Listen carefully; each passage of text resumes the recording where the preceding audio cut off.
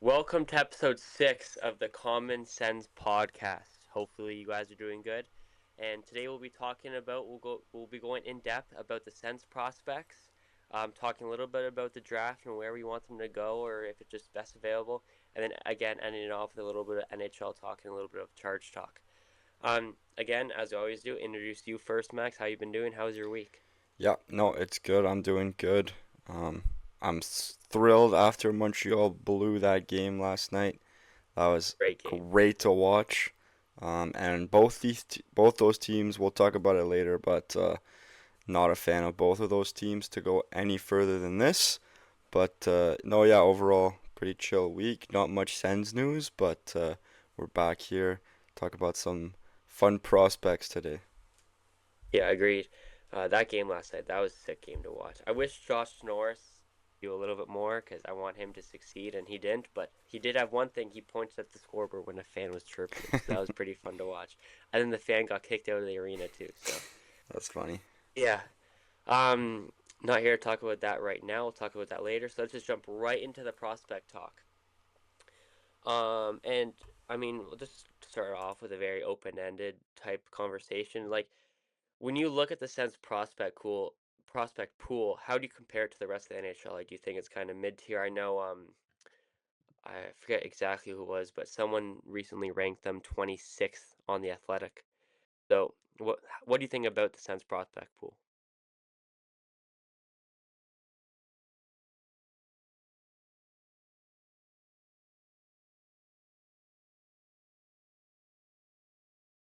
Good, I can hear you. Yeah. OBS for some reason. Okay, there you go. Um, Want me to start off? I'll just start from where you sent it to me. Yeah, no, I definitely agree with the prospect rankings. We're definitely in the bottom, like, third of the league, I would say. So I think 26 is probably pretty accurate. I don't know that we have, like, really, like, a blue chip prospect. I guess Yakimchuk's, like, the closest to that, but some would argue that he's not a blue chip, really. So yeah, I don't think we're in a great spot. I think we need as many picks and good picks as we can, and not just like first round picks. First round picks are great, but we need to hit on our other picks too and develop those guys. Because that's how you sustain success in the NHL.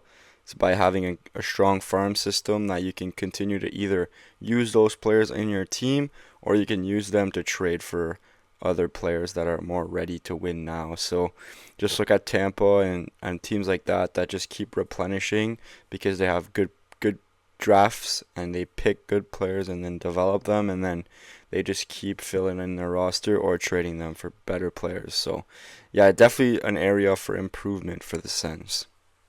Yeah, I mean, Tampa, that's the whole reason why John Cooper was nominated for one of the Coach of the Years because he was just able to kind of pick and place any player into the lineup and he was just able to use them right away.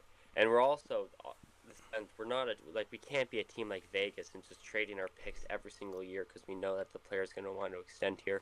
Which even if that was the case, I wouldn't like it because like Vegas is going to come to a point where they're just like the oldest and slowest team in the league and they have no prospects to kind of go through that lineup and make it a younger, faster lineup. So it's gonna be tough for them, but hey, they want to stay on the cup. So I mean, if you're them, you don't really complain.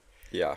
But yeah, it's. I mean, again, I think you have to look at the big picture and where this all started. Where just the rebuild, Pierre Doran was going for the like he thought the rebuild was done a little bit too early. Also, the only reason we're here today and we're making the playoffs is because of him. Is because of his insane picks. Like he was really good at drafting. I mean, it should have prompted him to maybe keep some of those picks and keep drafting because of how good he was at it and how good his team was at it. But there's a couple trades like the DeBrincat, Chikrin, Travis Hamonic, where you just gave up a couple too many good picks, and that's why our farm system's 26th right now. That doesn't really help. But you also think that guys like Merriline, Stephen Holiday, maybe a Zach Ossipchuk kind of reasons that we traded away Ossipchuk and Carolinians probably became more of like a pro, even though he's playing in Belleville. But he's had full time in the NHL, and if he just played good, he would have been a full time NHLer last year. Do you think just some guys are maturing out of kind of like the prospect pool and trading them away, or like how do you think this team can? improve their prospect pool. Well, yeah, like I think for sure, like trading Ostapchuk, but then I think they were happy with their depth down the middle. I don't think I think they figured like we don't necessarily need a guy who's probably at best a third line center when they have already three top nine centers and then uh Holiday and Greg, and you can easily just sign like fourth line centers. Like it's not that hard to acquire that. So I think it wasn't a bad idea to trade out Ostapchuk and try to acquire Zetterlund. Um, but then yeah, they obviously traded a second round pick too. So it's just managing your assets, and then just to touch on the Pierre Dorion thing, like yeah, he traded some picks and he did good in 2020, but that 2021 draft, looking back, was like pretty awful, right? Yeah, but to So be fair, like it was bad for a lot of teams. well, you can't. You're in a rebuild. You gotta be good. Like I don't know. Yeah, sure. It was. It was a tough draft. Like the scouting was all scuffed. Like you couldn't go on the road and really draft. Fair enough. But or sorry, and really scout. But like you gotta find ways to draft good players. Some teams did, and that's why they're in a good position to contend now. If we had a good draft that year when picking at 10, we'd probably be in a better. I don't think it's a hot take to say we would definitely be in a better spot today, having an impact player at 10 right there. I So have to think so. even trading the other picks after for what we did, like I think we'd be up there at the top of the Atlantic if we had made a good pick at 10. So yeah, it's that year kind of hampered our rebuild a little bit, and then trading the other picks after wasn't great either. So yeah, it's just being smarter with your assets and really trying to target building a deep system rather than like going big fish hunting. Yeah, definitely. I think the also truck trade definitely makes sense, especially when you have a guy like Stephen Holiday who still is in the farm system and team probably likes more because of his very strong season in North Dakota last year. I'm pretty sure is where he was. Um, but yeah, he was had a really strong year there. So you see him, and when you already have Timmy, Pinto, and Cousins down the middle, and you have guys like Ridley Gregg who can also play down the middle, it's easy to make trades like Yeah. that. If let's say a fan from like a different team looked at this team, looked at the prospect pool, and was wondering where we're the strongest at, like team wise, definitely center, but it's like just strictly prospect pool. Or if you're like kind of informing someone, telling them about our prospect pool, what do you think is like our strongest suit in our prospect pool right now? Without a doubt, it's right shot D for me. The organization has had a mantra the last couple drafts to focus on right shot Ds with size. It's obvious. We went twice there with the first round pick over the last 3 years, and then also double dipped in that area with Hoyt Stanley and some other guys that we'll talk about too. But yeah, even on the left side, like we did pick some big left shot Ds too. Those ones haven't really panned out as well so far. But yeah, I think right shot D is definitely our area of strength. Yeah, and sorry, Stephen Holiday was Ohio State Buckeyes. I always just think every Sens prospect, so no dash. Except for they're all right now they're all from Wisconsin. So Yeah. um, I was actually watching some of the Frozen Four, but we were not able to get it done because Denver is just too good. But yeah, I would agree. Right shot, and not even just like right shot. Like they size is a huge thing too. Like if you even if you look at like some of the forwards they've drafted, obviously their plan over the past 2 seasons has been size. Yeah. Look at Gabriel Eliason, huge. Like I mean, it makes sense because that's something you can't teach. And if you look at past Stanley Cup winners like Florida, like Vegas, big teams that just wear you down the whole entire time. This is the first year in a while where we're actually seeing a lot of rookie teams that are kind of smaller, faster work. We haven't seen that in a while. Just been a lot of whatever team was bigger usually win the series. Do you think? Let's say we put like a 3 4 year window of the Sens. Kind of that's like their contention year. Do you think there's any guys in the prospect pool that could help team within those years? Like, do you think anyone's close to making a jump to the NHL? I think yeah. Well, I think like our number one prospect, I think is pretty obvious for everyone. Like Yakimchuk, he played some games this year. He looked pretty good at times in like a sheltered role, obviously. He even played in the playoffs and didn't look out of place. So I think Yakimchuk for sure. I think will be impactful. I don't know if that's this upcoming season. I hope so. I just don't think that playing him on the third pair is really like conducive to his development. But within the next 2 seasons, I think he'll be playing top four minutes for us. I had my concerns about him, but after seeing him play in the NHL, I feel pretty confident in saying that he'll be a top four NHLD. Then there's a world where Yakimchuk starts the year with the Sens, plays with Sanderson, so then they're able to move Zub down in the lineup to maybe play with a guy like Thomas Chabot. Going back to past episodes, we've kind of been like, who's going to play with Thomas Chabot next season? Do you think we see a world where Yakimchuk could start the season with Sanderson and Zub gets moved down to play Shabbat? If they think that Yakimchuk is ready to play this year, that I think that's what has to happen. So like I think he has to prove that he can play top line minutes for at least like I would say 18 minutes of a game. Like there's times where you might switch that up, but if he's gonna prove that he can play it, then he has to be pretty much playing with Sandy. I don't think he can really play with Shabbat. Like it's that same Yeah, I wouldn't really issue. like that. Yeah, it's the same issue as like the Spence Shabbat thing. I don't like it.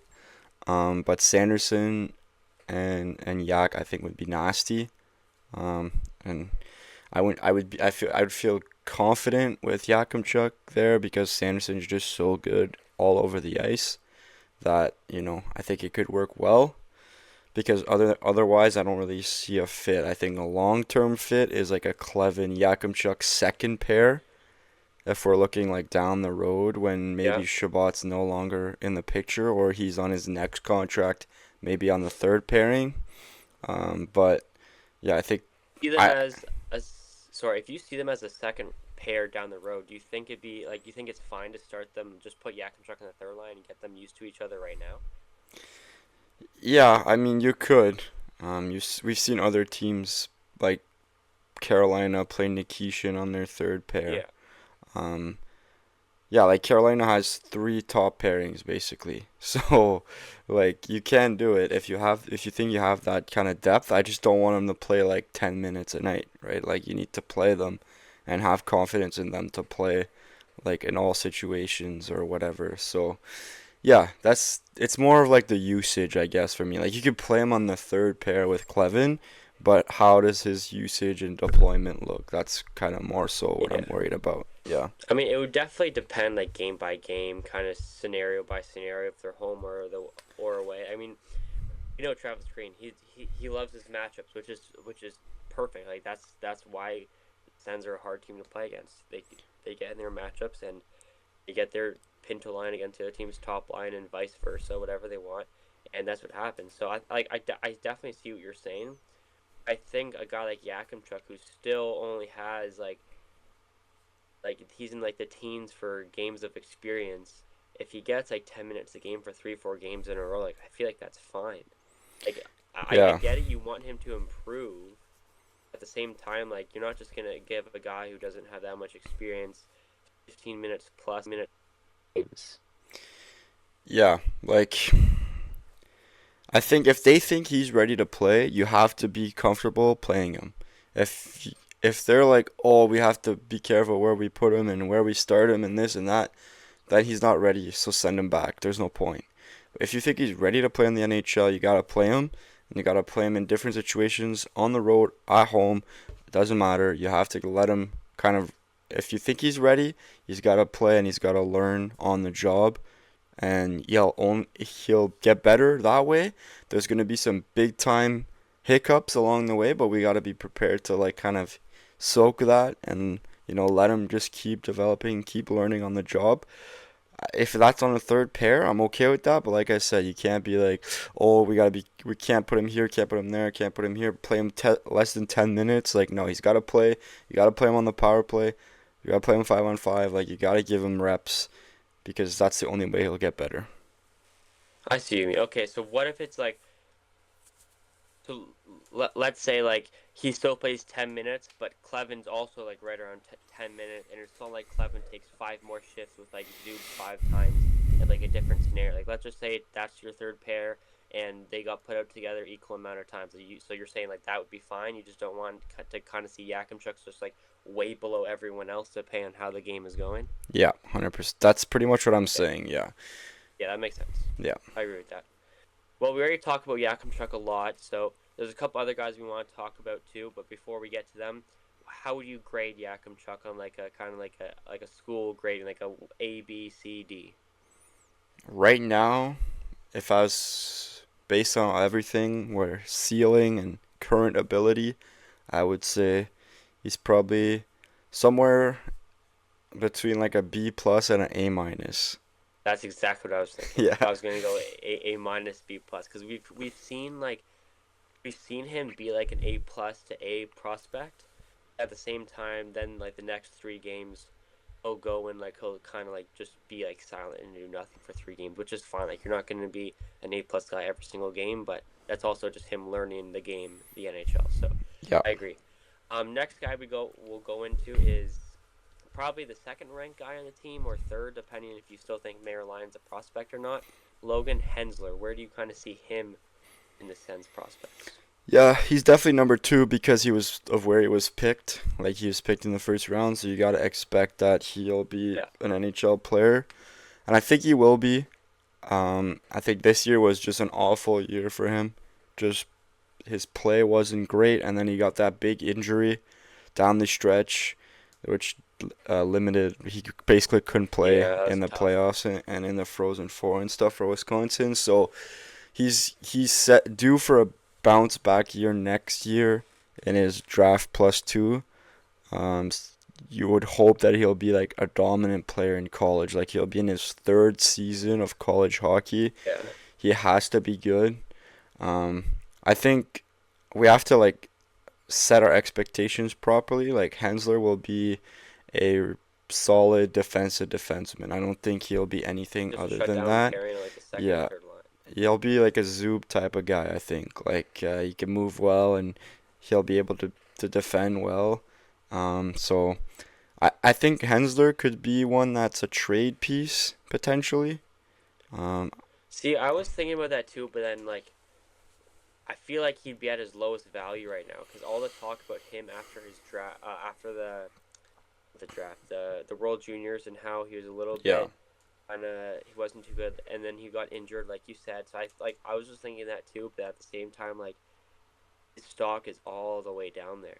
I mean, if it's the last guy in a trade, and like you think and you really want to make that trade, then I guess you do it. Then I just don't think he has a lot of value. Like, sure, he was a first round pick, like he has some value. I think you'd probably want to give him that one more year in college, like you said. Let him go out there and just let him destroy the guys and just be one of the better, like if not the best player, best defenseman on his team. I don't know who else is on Wisconsin, but you want to go out there, let him dominate, and then maybe like the deadline, maybe you trade him on the yeah. deadline. Like I th- I don't know if you meant the deadline or the off season. I feel like in the off season, I don't think it'd be a smart move. I just think his value's not at the highest it could be right now. no, I definitely agree with what you're saying there. Like, yeah, I think maybe a little bit further down the line he'd be a good trade chip. But I do think he'll get there and he'll play in the NHL at some point. Even as it could be as soon as next year. Like if he has a good year, he could sign his contract at the end of the year and play Yeah, depending on what our blue line looks like or in Belleville. So, no, I still believe in him. I definitely am a little bit lower on him than I was when we drafted him, but agreed. yeah, I Yeah, still have hope. he yeah, he's 19 years old. His birthday's in October, so like we see so many guys go from kind of NCAA straight to the NHL, and sometimes even the playoffs, like James Higgins, for example, Yeah, Charlie McAvoy. Like so, yeah. I mean, if he has a good year and he just dominates the NCAA, and Wisconsin doesn't go too far in the playoffs, then we could definitely see him in a Sens jersey next year. So where would you rank him? Same thing we did for Yakimchuk. Where would you yeah. put For him? me, he's in a B right now. B. Yeah. I like that. I'd probably put him. Might be a little bit too mean, but like if I'm thinking Yakimchuk as A minus B plus, I'd probably put Hensler in like B minus B. Yeah, definitely a B, like solid B, and he can move up. I still, like I True, said, I but I think still it'd be think cool he'll to be an see him. NHL defenseman, and he's a right shot D, so there's a lot of value there. Yeah. So, yeah, And actually, funny, I was just looking at his stats. We both mentioned he's a defensive guy, and he is. That's not wrong. So, but the year we drafted him, he had 12 points in 32 games. Last year, he had 12 points in 23 games. So the offense is going up. He's on the rise. yeah.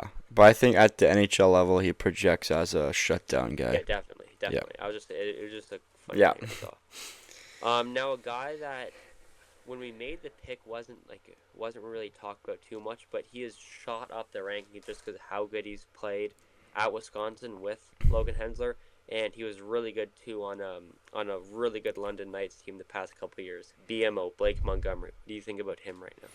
yeah. He's an exciting player. I love the intangibles. I like the size and the speed, the physicality. Love that. Definitely translate to an impact bottom six forward. And I think that could be as soon as like maybe not if next year based on injuries, if not the year after. Like this guy, he's a mutant. We talked about mutants last week, Yeah. trying to target that in free agency. This guy is one of those. And he's got a little bit of scoring. I don't think he'll ever have the scoring ability to be a top six forward, but those things can come around. You never know. But definitely a solid third, fourth liner. He's gonna have a long NHL career doing that. I feel like I see him as like a kind of like just like a pissant on like the third line kind of almost like a Yeah. Ridley Gregg, just like not as much as Ridley Gregg. Like Montgomery might lay the body a bit more, but he might just kind of like work his way and just be like a nasty third liner, maybe like 15 to 20 goals a year. That might Yeah. be a little bit high, but something like that. Like I mean, Uh, like he had 23 and 27 for 50. He was almost a point per game player in the OHL. And then Wisconsin was a little bit, actually, I mean, way lower in Wisconsin. He had 17 points in 38 games, but he's playing NCAA bottom scoring's, six. Yeah. yeah, NCAA, like it's also the scoring's way lower than Yeah. junior hockey in Canada. For sure. But yeah, he played a couple games in Belleville. He did score 1 goal in 3 games with Belleville. Not a lot, but next year will be a big year for him. It will be his first full pro season with the Belleville Sens. Hopefully he can make a jump, and who knows, a couple injuries, he might be one of the first guys to call up. Yep. For sure. Where would you rank him on the Common Sens rankings? Yeah. So I gave Hansler a B, so I would give him a B minus. Just a Minus. little bit lower than Hensler right now, just based on where he's at now and what I think he'll be. I think it's just a little bit lower than Hensler. Hensler gets that tick above him because where he was picked. I'm gonna go. I'm gonna go. I'm gonna go B for him. I went B minus for Hensler. I'm gonna go just straight B for Montgomery. I like guys that kind of like they're just rising. I feel like it's just a little bit better. Now, don't get me wrong. Hensler can definitely like one bad year doesn't mean you're gonna keep going down. Like not at all. Like Yeah, stuff happens. I like guys that just keep getting better. Like Montgomery works hard. He's a big guy. I feel like he can go out there and play really well and he doesn't need to score to be the really good. Like not sorry, I shouldn't say really good, but he doesn't need to score to prove who he is. Like that's not who he is. So I think if he just keeps kind of improving, hopefully they hire a couple really good development coaches there in Belleville and helps him out. yes, All right, sir. we'll go into here is uh not part of my take story. The The other one Yak. he was on the Yak, yeah, the Yak Barstool legend Yeah, who was on a podcast with Barstool because of his name, Hoyt Stanley, and you like him a lot too. You said he had a really good year. What are your thoughts on him? yeah. I think again he's kind of a riser. He played in Belleville towards the end, and he was pretty solid for them. He played some good minutes. So again, a guy, big right shot D. Expect him to be again like a shutdown guy, and not like a points guy or anything like that. But I think he's got intangibles to project as like a let's say a 5'6" defenseman in the NHL. Could be more, but I think 5'6" is probably the right expectations to set on him. Um, he moves pretty well. And he can move pucks out, which is a huge part of it now. You can't just be big and strong. You got to be able to move the puck and move up the ice in the play. So, yeah, I really like him. Again, right shot Ds are so valuable, and he was good value a little bit later in the draft for the Sens. So, yeah, it's great. Yeah. I mean, first thing I think of when I think of him is how can a guy like him not win the Stanley Cup one day? Like, I would never trade him away just because I feel like one day it's just bound to happen that he needs to lift the cup one day with that name. Yeah, and then all There's the just no way this yak guy doesn't win a cup. is gonna be at Yeah, the CTC. exactly. Yeah, That would be sick. I don't have much to say on him. I'm just like looking at his stats. He kind of looks like just again kind of like a Logan Hensler, just not as much potential. But you never know. It could turn out to be better than him. yep. Also 21 years old, so he just finished third season in college, so first pro year next year. Hopefully, turns out to be a good guy down there. Because I mean, the more depth you have, the better. We saw that firsthand this year. So hopefully it turns out. Because I want him to lift the cup one day with the Sens. Uh, where would you uh, where would you rank him on the Common Sense rankings? I would keep him in the same bracket as BMO, so I'd give him a B minus. Minus K. I'm gonna go C plus. I mean, it's just like I'm not saying that because he's like bad. He's like a lower round pick, and he just doesn't have too much potential. So for a guy like him, hopefully, Yeah, hopefully for he me turns some it's heads like and surprises some guys. in the B tier, it's like I think they're gonna be NHL players, right? So Yeah, okay, that's kind of how I look at it. Yeah. that's fair. I mean, it does make sense because like as I look at him right now, there's nothing that kind of makes me think he's gonna be in it. At least for the Sens, like there's nothing that kind of like okay, that like I think he's gonna be in it. So I think it's fair that you put him there. I just don't like see anything right now in him. So hopefully, he is though. I want to be wrong because again, I want him to lift the cup one day with the Sens. Three more guys here. Probably are again if you don't think Marilyn is a prospect anymore, this guy's definitely our highest goalie prospect, Lucas Beckman. What are your thoughts on him? Yeah, he's had an unreal season, playing on one of the best teams in the queue. Um, when they drafted him last year, like there was a little bit of buzz around him, but nothing crazy. And then this season, he just went like straight up. So yeah, he looks pretty sick. I'm excited to see. I believe he's going to the Memorial Cup, right? I Um, think Shakuda. He's on. yeah, Shakudami Saganiers. Yeah, I think they won, or they're sec. Maybe they were second. I don't, I feel like they were in the finals for the Q. But he The was. host Kelowna, and then the Kitchener Rangers, the Everett Silvertips, and it's yet to be crowned, so they're not done yet. Okay, yeah. So I think they're in the finals. But yeah, he's had a sick playoff run. He has a sick, like he always has the sickest pads and like gear. So that's always fun to have when you have a goalie that has sick gear. But Yep. obviously that's not going to change his ability. But yeah, he's been really good. Um, I wanted to get out to a game in Gatineau this year to kind of watch him, and I didn't get the chance to. Hopefully next year I'll be able to circle that one on the calendar and get out there for to watch him play live. But yeah, I think there's a lot of potential there for sure. The Chicoutimi Saguenayers, they swept first and second round. They won 4-2 in round three, and they're up 3-2 right now in the final against the Moncton Wildcats. And actually, I saw a clip from their last game. Chicoutimi was down four, and they came back. And not only did they come back, they won the game 7-6 in regulation. So they're down four, and they win 7-6 in regulation. And that's in the Q is a league where there's not a lot of scoring. I'm pretty sure. Like I think OHL is kind of OHL There's is just less skill in the even. queue. Okay. Yeah, it's not So as is it high a the skill league. WHL that WHL is high scoring, right? Yeah, I think the dub is pretty high scoring. Yeah, I think the Um, Dubs, because I think the Q is usually known for being low scoring. yeah, it's just less skilled players. If you look at his season this year, he had a 940 save percentage with a 152 goals against. Like that's just insane. Yeah, There's two. I'm looking at two different stat lines here, so I don't really know because one says he got 940, one traded, says 915. so maybe playoffs. I don't know. I'm on Hockey DB. It's just really weird. Cause yeah, I know he got Who traded knows? this year. So,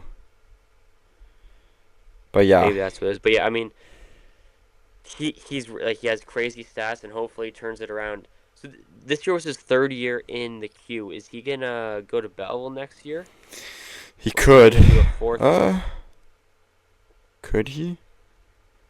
I mean, Yeah, we you have a think lot of so? guys in Belleville, so he might just want to stay there, honestly, for one more year. But at the same time, if he stays there for one more year, he might not It was improve. his So, second full season in the queue.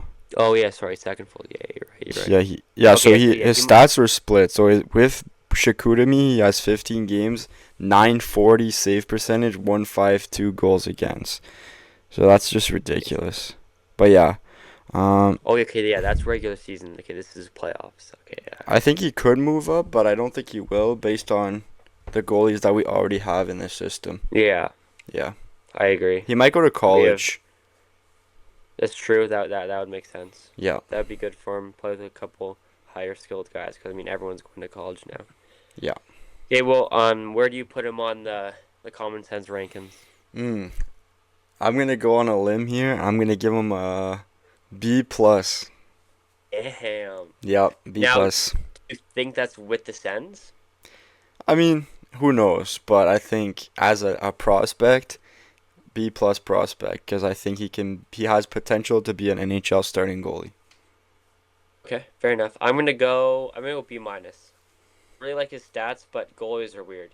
Oh You yeah, never know with goalies. Like 100%. just look at Maryline, like not last year, but the year before that, he's the only reason we made the playoffs for the first time in 7 years. Last year he just looks like a completely different goaltender. Yeah. So yeah, use it next year. And then to next time we're gonna talk about Yeah, you cut out again.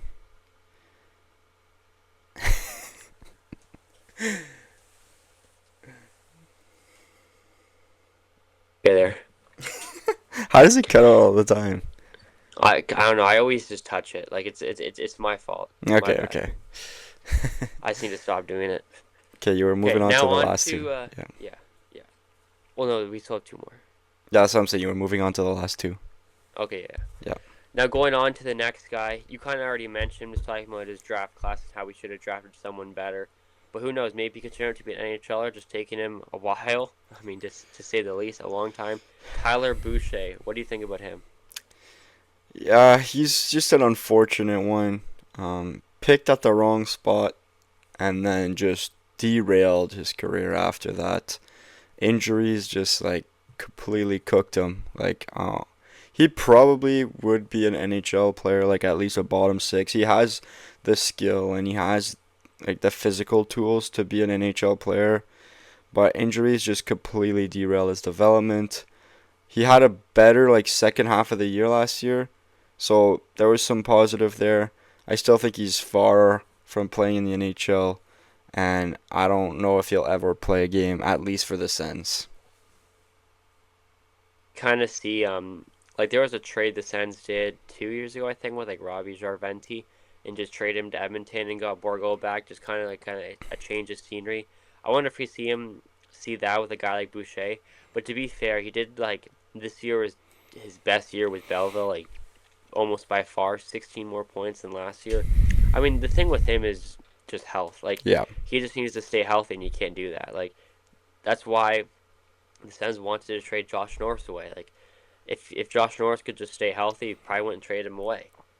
But I mean, you can't. You're not really helping your team, no matter how good you are, if you can't stay healthy for like the most games he's played in the past 4 years is 47. So right around like half. yeah, I mean, that's not good. no, But yeah, I wonder. Like, I wouldn't be surprised if I saw him traded as like some other team for a prospect right around him that also needs a change of scenery. I want him to pan out, like just like you said, like if he just stayed healthy, even if he doesn't live up to a top 10 pick, he has the makings just for like a grinder on like the third or fourth line. He's big.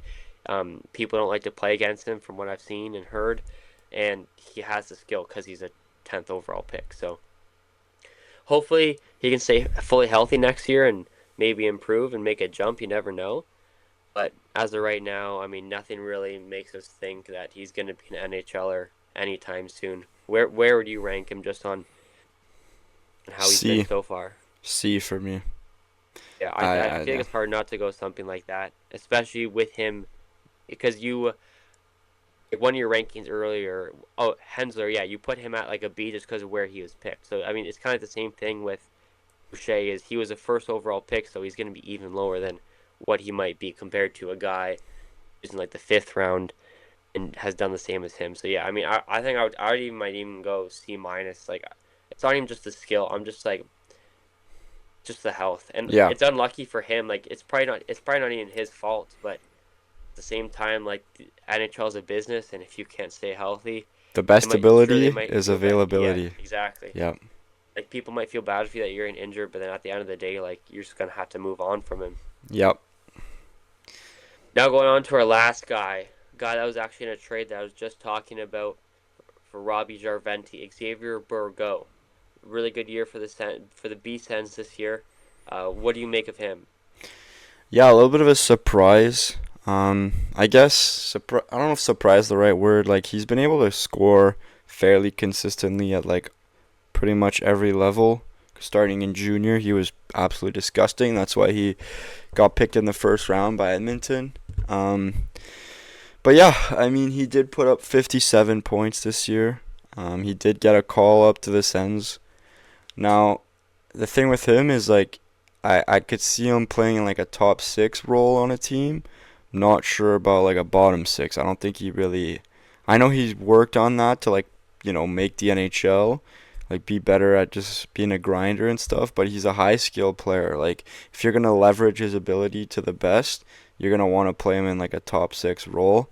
I just look at guys like teams like Tampa and guys like Gage Gonzalez and all these guys, like they come out of nowhere Yeah, and are just nasty. So it's like, I mean, it wouldn't be that surprising to see Borgo play in a top six, like given an opportunity and just be good. So I don't think that's with Ottawa. Like I think we're too good in the top six. Although we do have a spot technically in the top six, but I don't think that they believe in him that much that they're gonna give him that opportunity.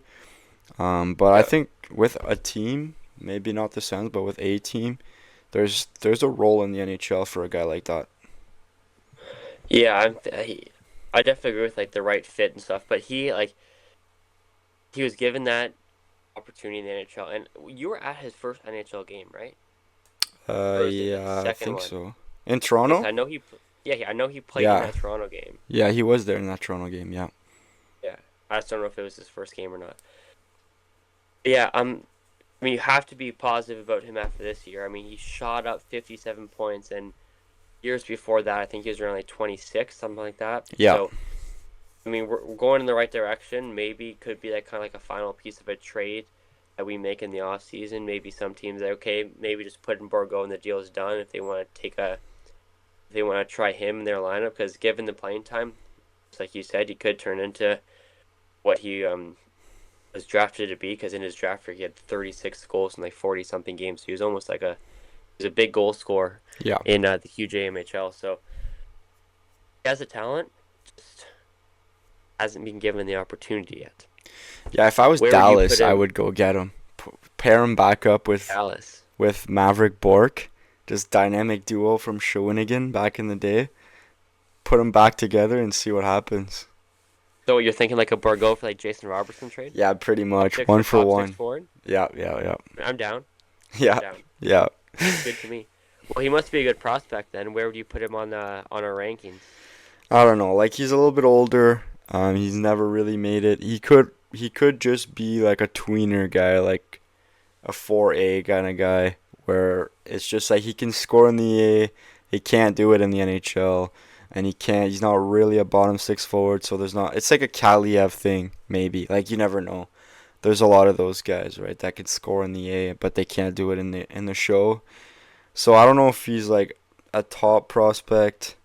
I'd probably go like C plus based on the fact that he could probably play in the NHL on like a not so good team. But yeah, who knows? I mean, he's still young-ish, so you never know. Like things just click. But like I said, with like Tampa, and there are guys that just come out of nowhere and things like that. But yeah, I don't think that's for Ottawa. So I'll give him a C plus. Yeah, that's fair. I think I'm gonna go. I'm gonna go B minus. I'm gonna go one above you.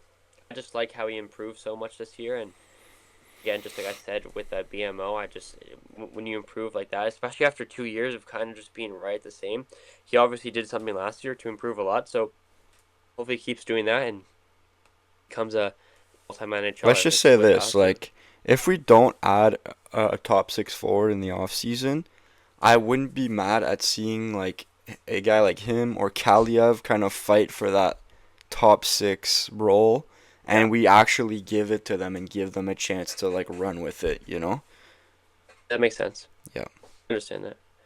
Well, let's kind of like tie all this prospect talks up with just like quick tidbit on the draft. Like if you are Steve Stais at 32 and you were gonna make a pick to improve the farms, okay, maybe not a pick, like maybe not a first round pick, but what would be your plan going into this draft to improve Sens farm system?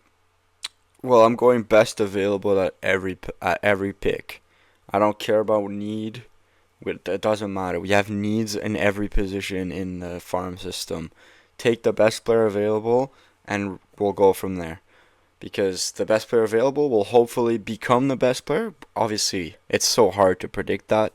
I wouldn't want to be a scout because it's impossible to predict that. Um, but Yeah. these guys are the best in the business, so you got to expect them to be at least half decent at their job.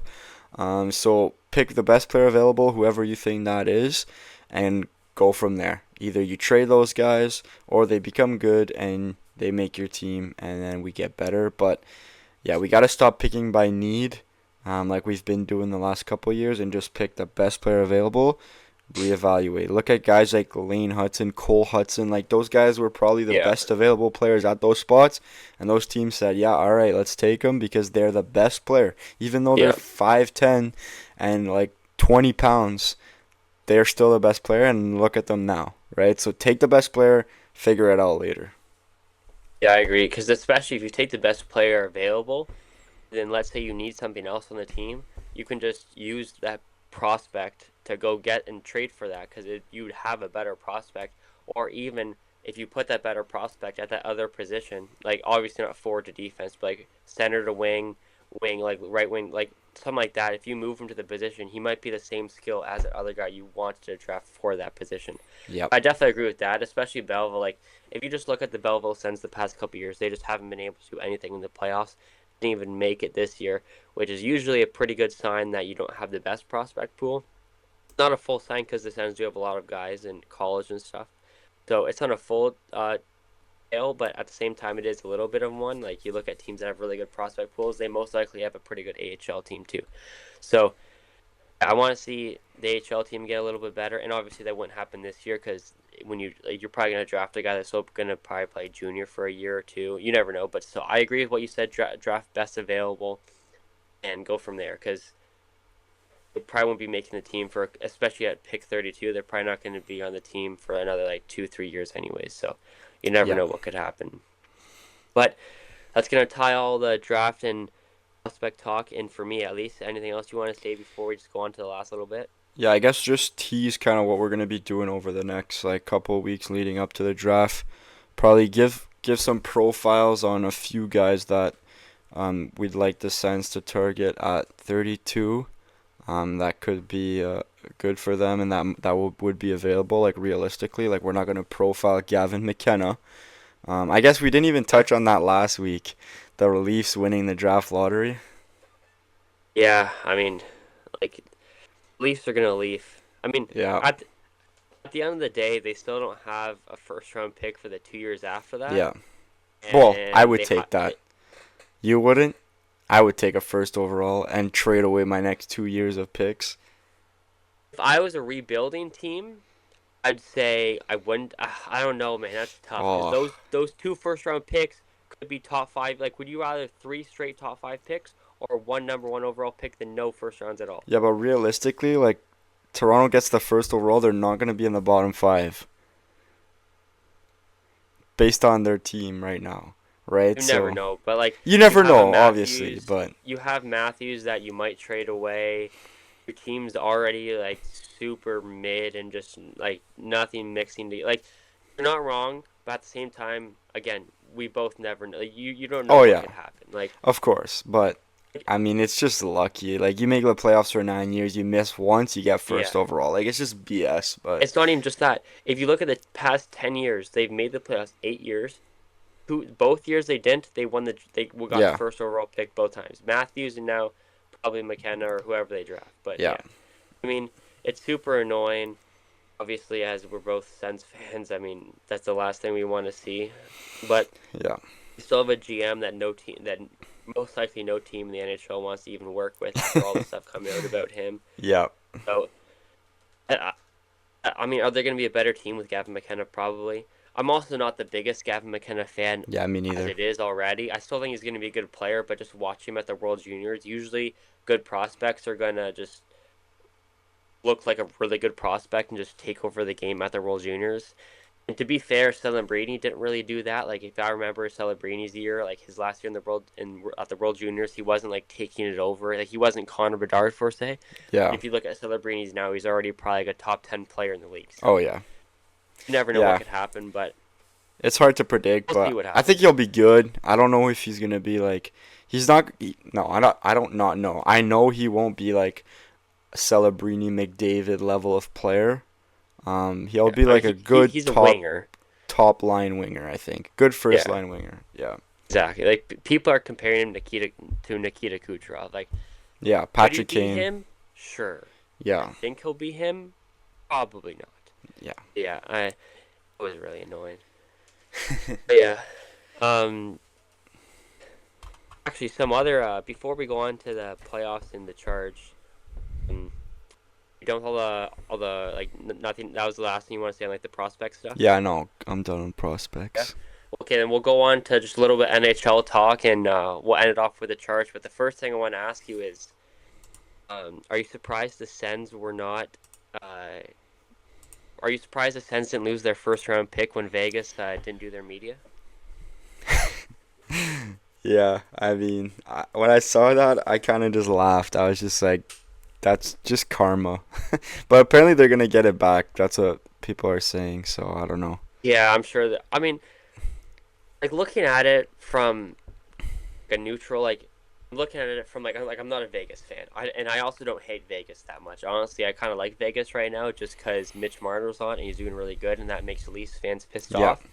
But in general, like a lot of people hate them because of what they did with the cap, and like honestly, it's just a team wanting to win, and they're doing stuff that was legal at the time. So sure, is it annoying? Yes, but like exactly. So looking at it from that standpoint, I was kind of surprised with how harsh of a penalty it was. yeah, Like a second round, like if you think of ours, we we didn't tell them about his about Dadanov's trade restrictions. Like we did not tell them information. All they did was not show up to media. yeah, Like the money aspect is nothing. Like JT probably doesn't really care about the 100K, but a second round pick for not doing media, that just seems crazy to me. And I get it, like you need to do media, it's for the fans. It's like this is how the media gets paid, is doing stuff like this.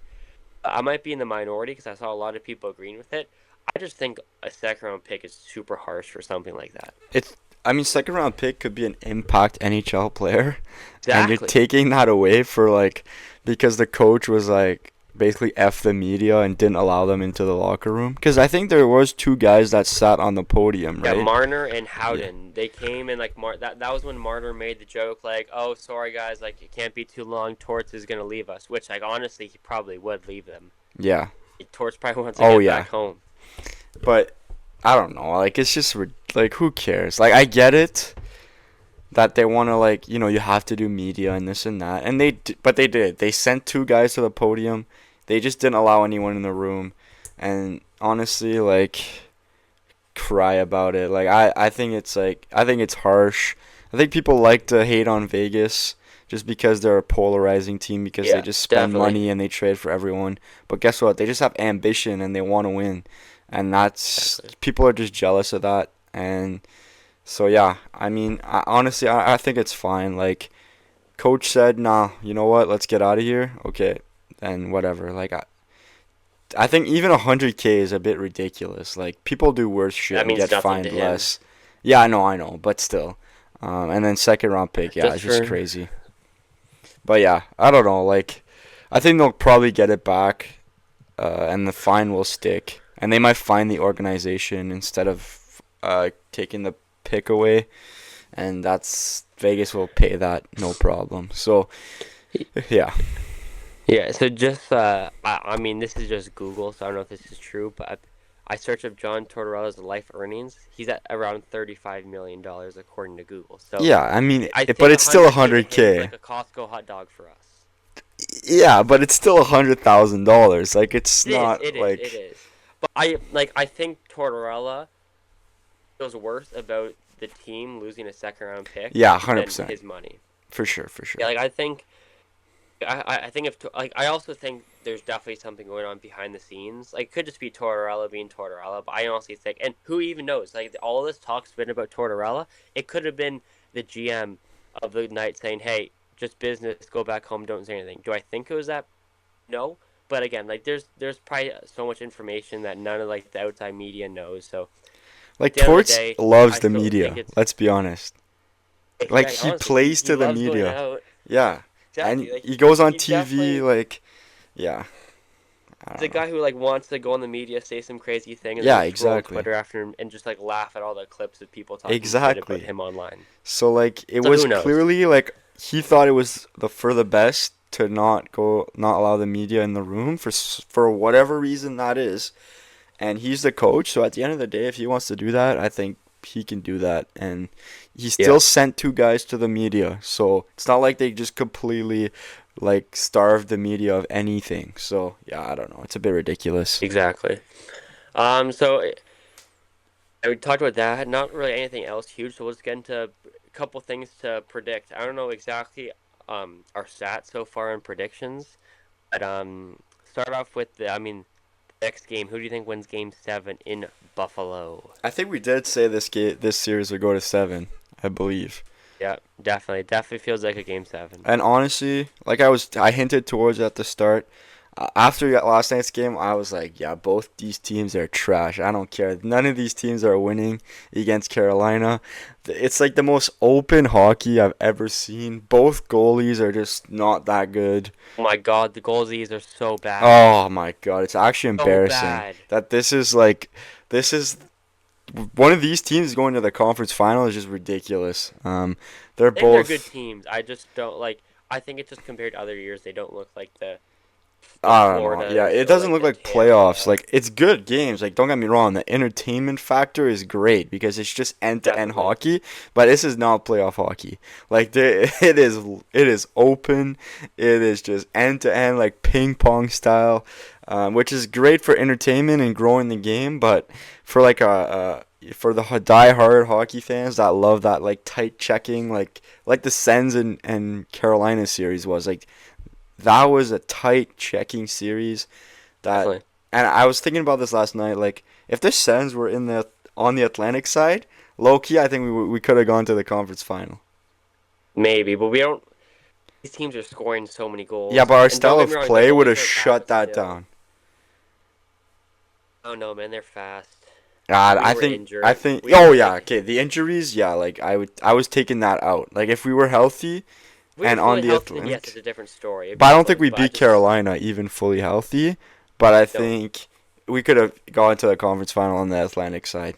I think we definitely, if we're if we're talking fully healthy, both scenarios, I think we definitely have a better chance in the Atlantic side. Now that it's, so, I mean, I was Team Carolina. I can't lie. I know you were Team Buffalo, Yeah, so exactly. I've been on that since you the win start. this.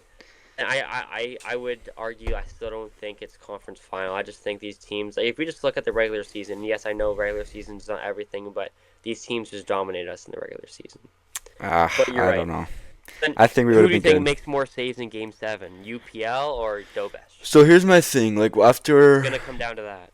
yesterday's game, I thought credit to Buffalo for coming back, but I thought they make so many like mistakes that are just stupid. Like they look nervous, and I don't know if that's like a bit of like first time in the playoff jitters, and like they're just holding their sticks too tight and they're so nervous. And now game 7, like, cause both these teams are awful at home, so it's like, are they just Yeah, it's so weird, especially nervous? Montreal. Because their crowd is buzzing, they just get so nervous and they hold their stick too tight and they just make the dumbest mistakes. Like that too many men penalty that Buffalo got. Like obviously it didn't cost them really, but like how does Yeah. that even happen, man? Like there's fully 6 guys on the Yeah. ice like Well, playing. I'm also just thinking back to like Game 6 when Buffalo was up one, and then Tage Thompson goes over to I think Texier and just gives him like a cross check to the Yeah, head. Like you're like Tage Thompson could easily be the captain of the Buffalo Sabres. What are you doing?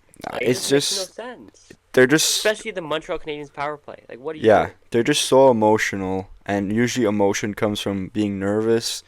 I think Yeah. Buffalo's way more nervous than Montreal. Like they make way more mistakes based on that, like their emotions being all out of check.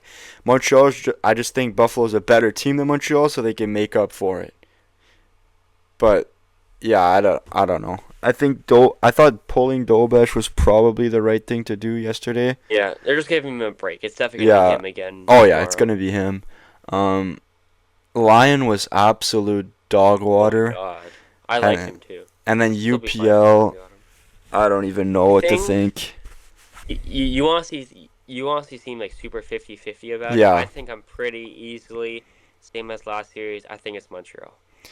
I think when you're a team like Montreal playing on the road, but it's almost a home game on the road, like I think you kind of feel a different level of energy, and I think Dobesh is going to be back on his game.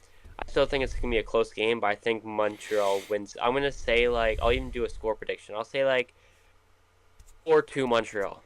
yeah. Based on like the Like no fact empty that all nets. these teams have struggled at home, and just the nerves that Buffalo's gonna feel playing Game 7 at home. I just, from what I've seen and the way they have not been able to handle their emotions and their nerves, I would lean towards Montreal too. Now, I mean, obviously, I mean, as we both stated too, I think we both agree that Carolina is going to beat whatever team Oh comes yeah. out of this. Yeah, we won't really talk about that prediction, but I do have a. I'm curious because you've played hockey before. I mean, I haven't really. I mean, I just got into it now, but it's like not even close to like you played competitive hockey. So if you're the Carolina Hurricanes, are you mad that this season is going, or not? Sorry, not season. Are you mad that this series is going longer, or are you happy and you want the time off? Either way, they're gonna be ready. It's not gonna change their preparation. If anything, it just gives them more time to rest their injuries and all that and get healthy. I It's a good thing guarantee then. you, those guys are. Oh yeah, it's a good thing. They're on the massage table every day, in the doctor's office, getting fixed up, and they're gonna be ready to go. Like Yeah, Rod's gonna that's what I have think them too. ready, so it's only better for them. Like it might be different for a team that hasn't made the playoffs like 7 straight years Yeah, like they have. I think like they're the type of team where no matter how much time they have off, they also start at home. They're gonna have all that energy. Like I think it's gonna be fine for them. So then we'll go into the other one, Knights, Colorado. You think this is another like easy series, or you think like I honestly think I can start this one off.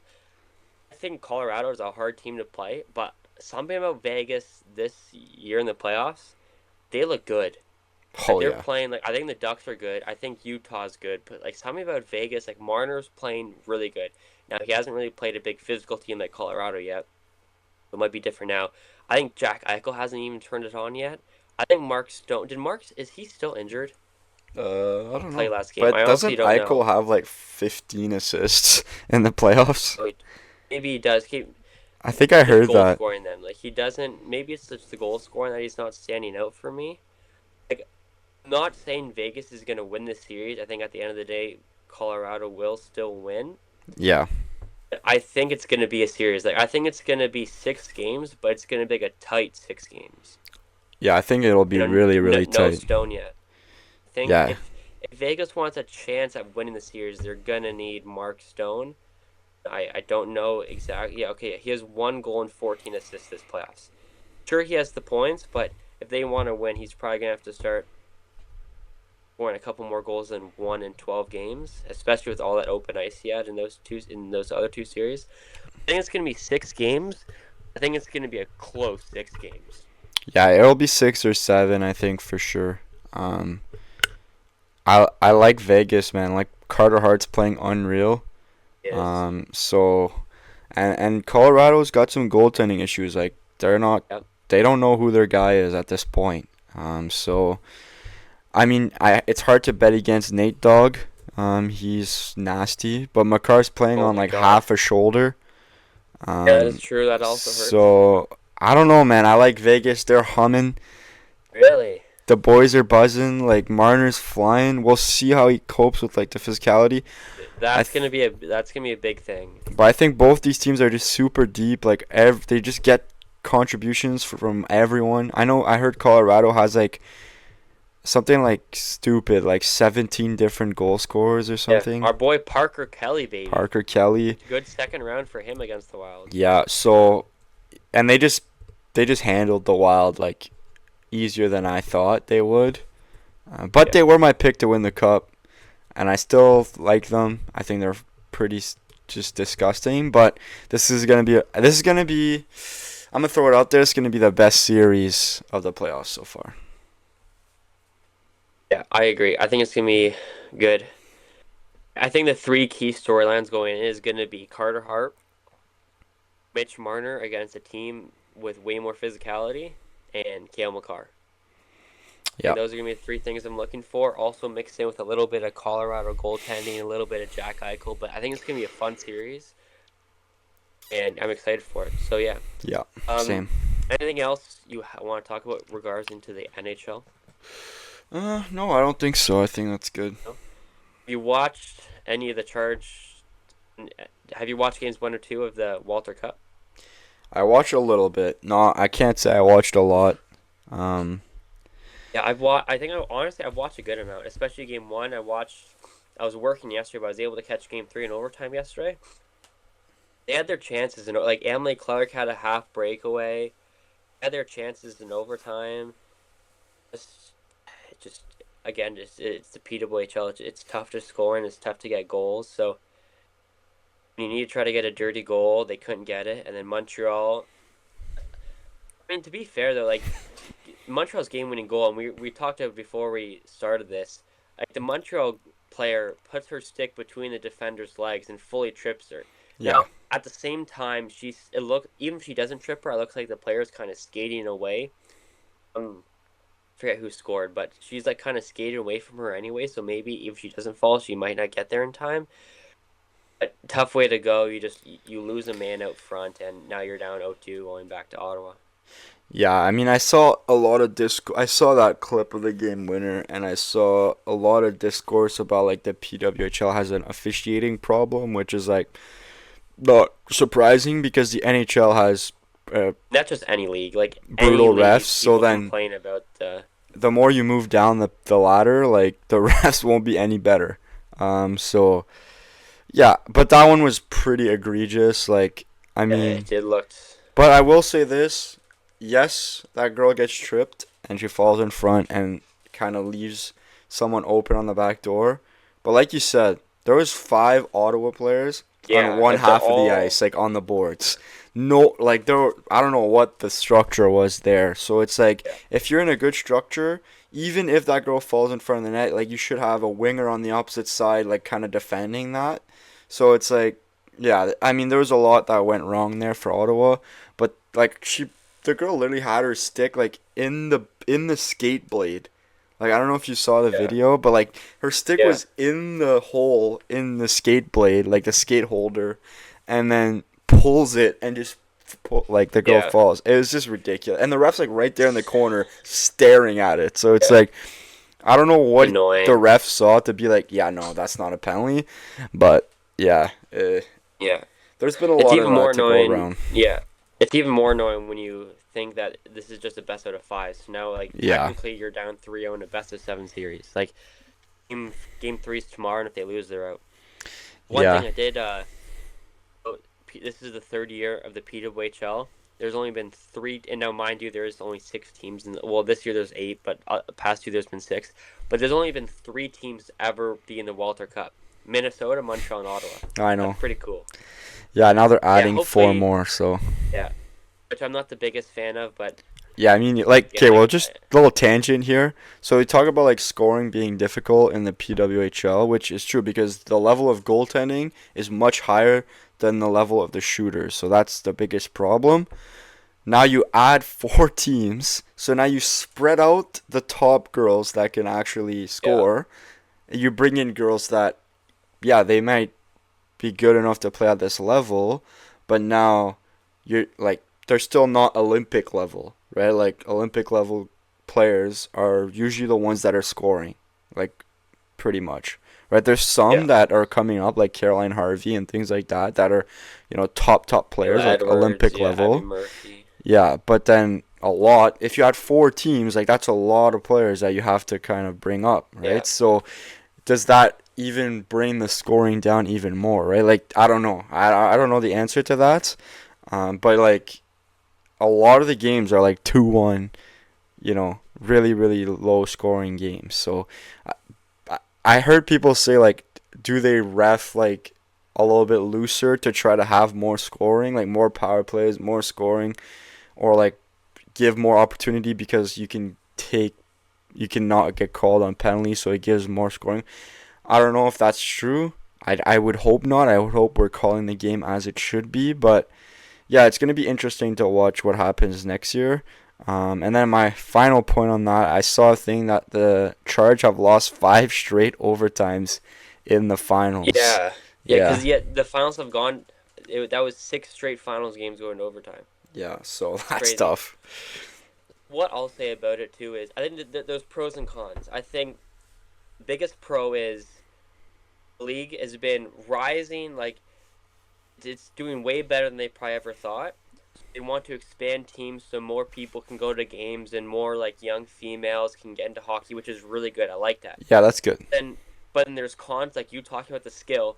But I think a big con that none of like kind of the casual fans think of is like the GMs of each of these teams. Like Yep. the GMs of these teams, they want to build a foundation on their franchise. Last year they lose four players.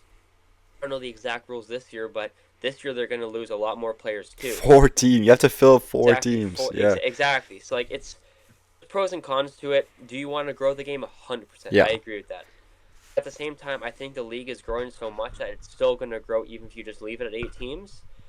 But yeah, I'm not the biggest fan of it. I think they are gonna. I think I heard that they're gonna stay at 12 teams after this year for a couple more years. So I think That's that's a good. good Yeah. idea. Exactly. So hopefully the league keeps growing and hopefully the Charge come back down 0-2 because that would be something cool to happen in Ottawa.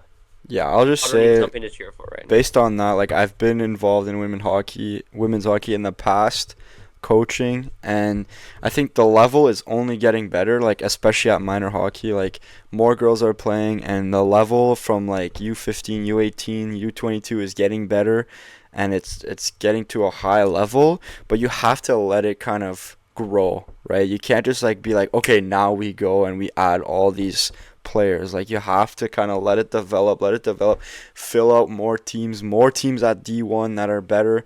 And the other thing is like a lot of the top girls are playing college and they're not going to come out of college like they do in the NHL, right? Like Yeah, so they're going to play their 4 years. So now you're like delaying when these girls come up to play in your league. So it's only better to give these girls more opportunity to play at professional level, which is great. Like that's awesome for them. And but then yeah, it's just you gotta let the system grow and develop so that you can feed your league and have a high level product. exactly. Said it perfectly. Hopefully, again, as I said before, hopefully Charge come back because that would be sick. First ever team to come back 0-2 in a PWHL series, I'm pretty sure. And obviously first one to ever do it in the final, and it's against Montreal. I mean, there's not really rivalries in the PWHL right now, but if there were, Ottawa, Montreal would definitely be one. So hopefully they do that. Another good episode talking, Max. Anything else you want to say before we head off here? Nope, that's it. Perfect. Well, thank you guys for listening. Hope to see you guys back again next week. Have a good episode again, and thanks for listening. Have a good week, guys.